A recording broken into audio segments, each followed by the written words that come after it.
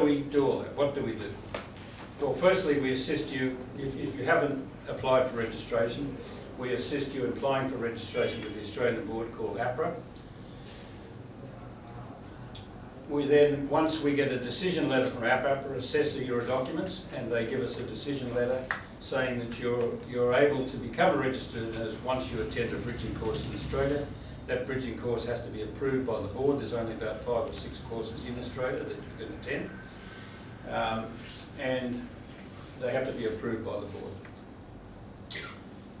We then apply for a visa to enable you to enter the country. You can't come into the country without a visa. It has to be a visa that allows you to study, but you can't work on that visa. That visa will expire several days after you finish that course, and you can't renew that visa.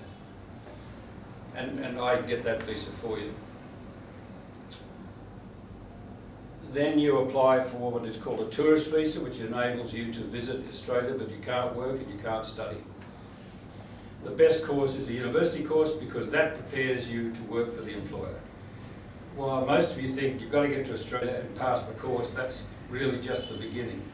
And unless you are prepared to work with the employer, you won't be successful, or you'll be relatively unhappy, or you may not even get a job. So you have to be trained to be employment ready. And we do that, and we also find an employer or a sponsor for you. So far, everybody that we've taken to Australia, over 300 nurses, we've found a job for. It is getting tougher though. The government says that they will hold the employer responsible for you during that time. So consequently, not everybody wants to become a sponsor because of that onerous commitment. And secondly, you have to have a sponsor who will be your employer in order to work in Australia.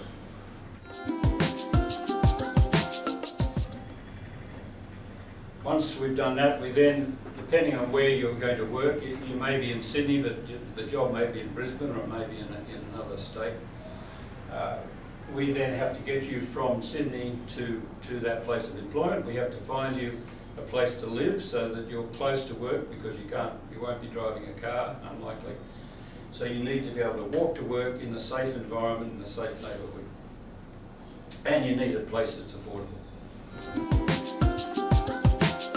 Thought the course was tough. I could tell you the employment will be a lot tougher because it's totally different from what you're used to.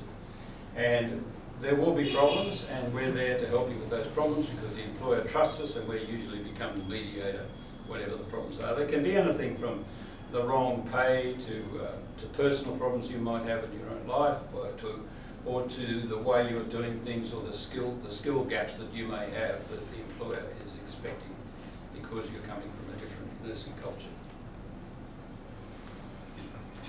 And then finally, well, the employers we put you with all provide education and development. I haven't met a nurse yet that when I ask them why are you going to Australia, one of the reasons they give is to improve their skills. I mean, you're the cream of the crop, you're the top 5% in India, and that's one of the reasons you're going besides the other reasons.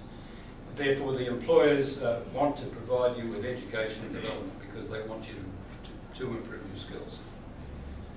And then finally, after 2 years, the way that the rules are in Australia now, you can apply for permanent residence provided the employer sponsors you. You used to be able to apply for permanent residence yourself. That's much more difficult now. The government has made it more difficult. It's not impossible, but it's very difficult because they want you to apply through the employer with the employer as the sponsor. So the government keeps throwing it back at the employer and making the employer responsible for you. So that's another reason why you need a job in order to get permanent residence.